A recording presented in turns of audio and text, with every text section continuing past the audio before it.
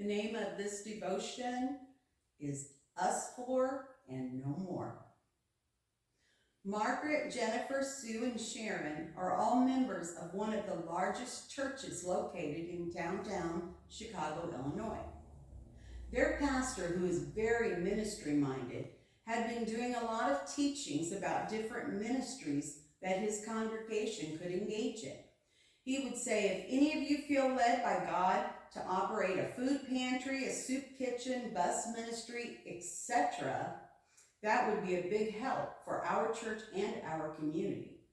Pray about it, and if any of you feel led to lead a ministry, come see me, said Pastor. The four ladies were friends at church and talked together about starting a soup kitchen downtown for homeless people in the heart of Chicago. Margaret would lead the operation, and the other three ladies would help her cook and serve. They were all excellent cooks, and they thought a soup kitchen would be the best way to use their talents in a ministry. They went to talk with their pastor, who thought it was a wonderful idea and a great mission for the city.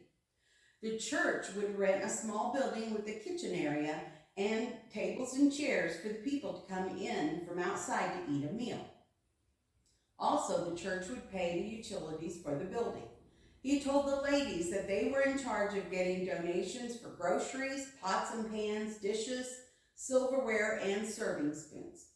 The four ladies were excited to get started, and they called their soup kitchen 5 Loaves and 2 Fishes Ministry.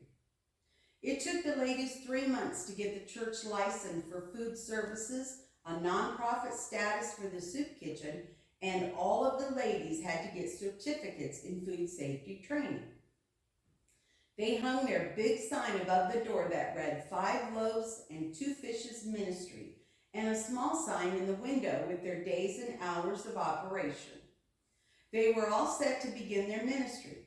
Their church had advertised the soup kitchen in the local paper and on foot, inviting the homeless and those in need. The first week was pretty rough. They were serving a small breakfast at 8 a.m. and then a hearty lunch at noon. They had not anticipated the huge turnout of people in need of help. They had asked if anyone from their church would like to donate their time to help, but no one volunteered. A couple of ladies that had heard about their ministry came in to talk with Margaret. Hi, my name is Karen, and this is Linda. We are from the large church on Washington Street here in Chicago. Linda and I are interested in helping your ministry with any needs you might have. Our church has been donating food for the soup kitchen, and we thought you might need a couple more sets of hands, said Karen. Oh, well, thank you for your donations, but let me get back with you on joining us. I need to talk it over with my helpers and our pastor, said Margaret. Okay, that would be fine. We'll wait to hear from you, said Karen. The other 3 ladies in the kitchen could hear the conversation, and they came out after the 2 ladies left. Yes, said Sharon, we are going to get the help we need. Margaret looked at her and said, not so fast.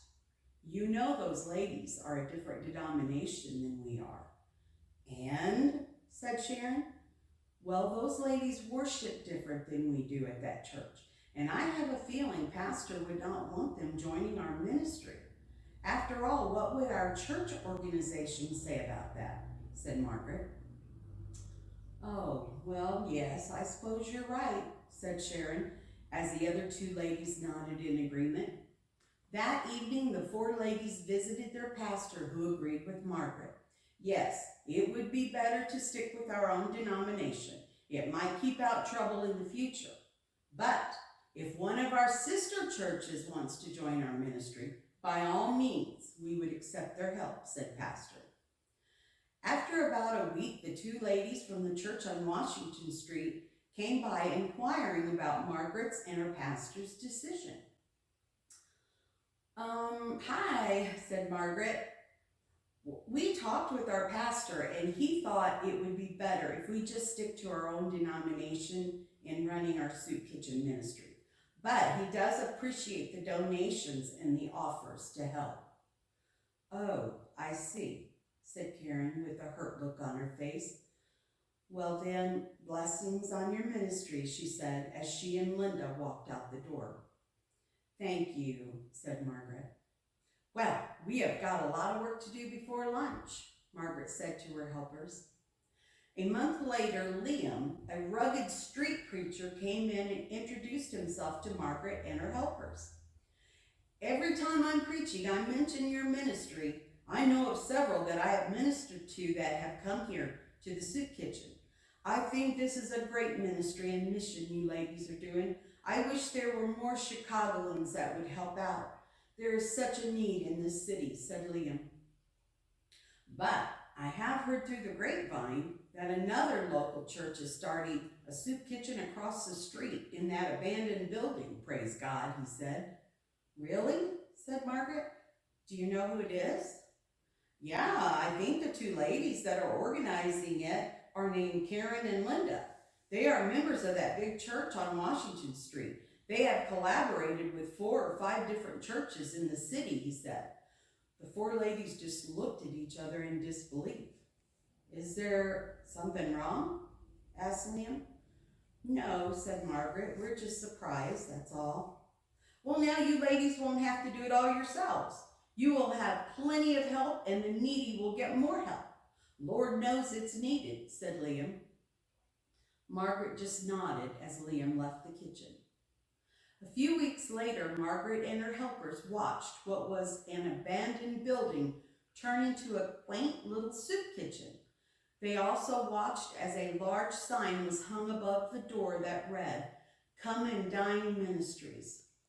They had also noticed that in the last few weeks, their grocery donations had slacked off.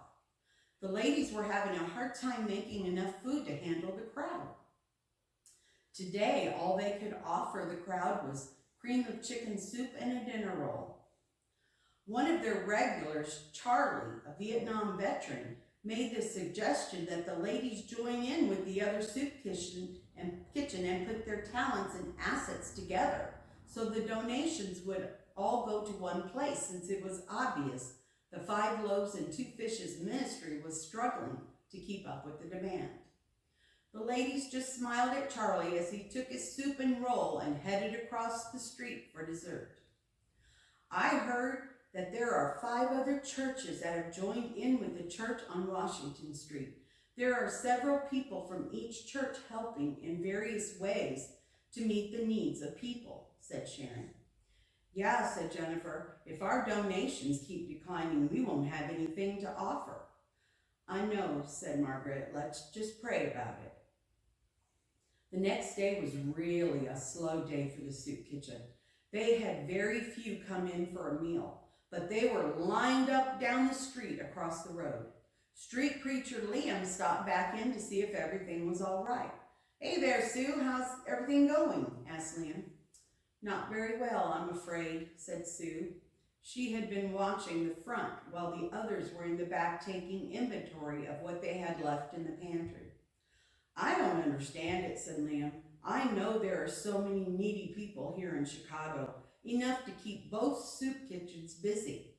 I've been praying about it, but I haven't heard from the Lord yet, although I have heard through the grapevine from some that I've been ministering to that some of the ladies from Come and Dine Ministries wanted to join this ministry, but were turned away.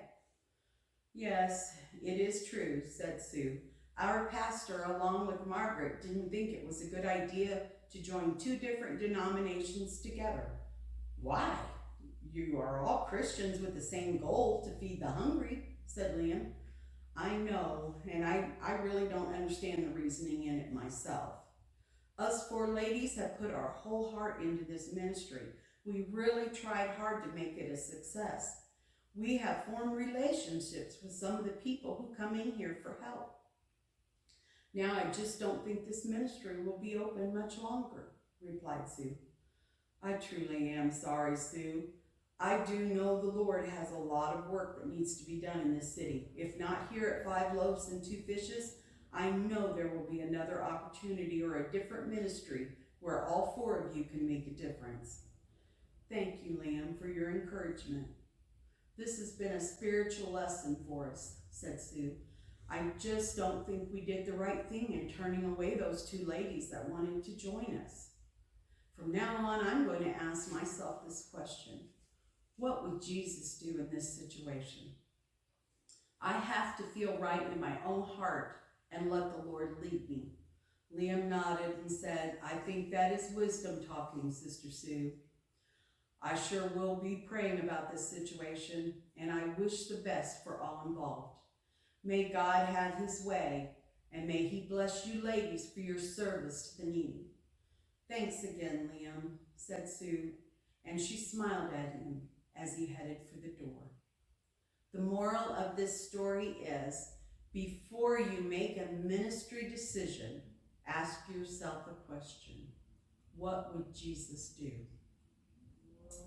What would Jesus do is a Christian phrase and motto that encourages individuals to consider how Jesus would act in a given situation before making a decision.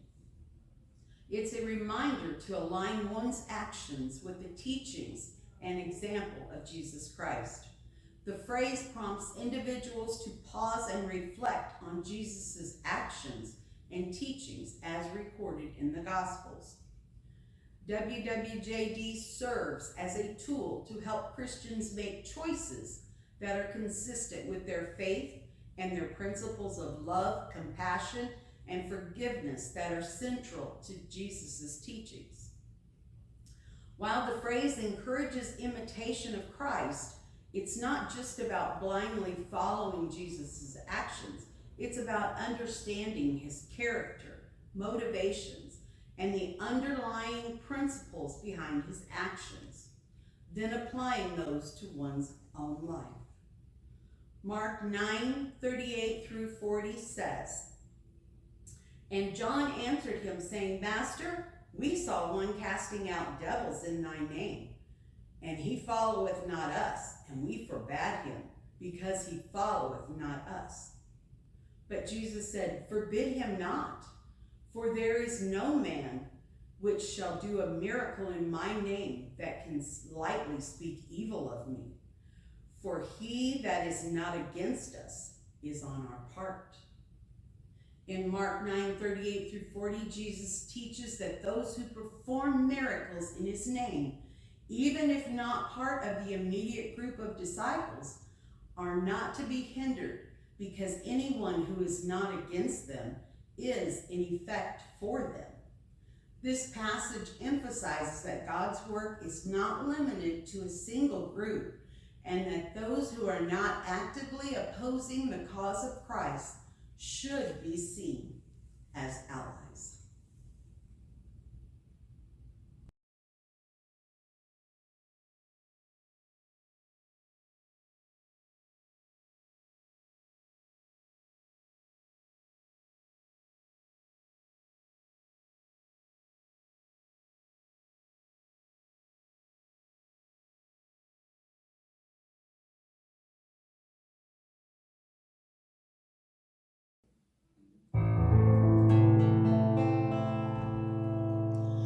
Use me, Lord, in thy service. Draw me nearer every day, for I'd be willing, Lord, to run on all the way. If I falter while I'm trying, don't be angry, let me stay. For I'd be willing, Lord, to run on all the way. All the way. All the way. I'd be willing, Lord, to run on all the way. If I falter while I'm trying, don't be angry, let me stay, for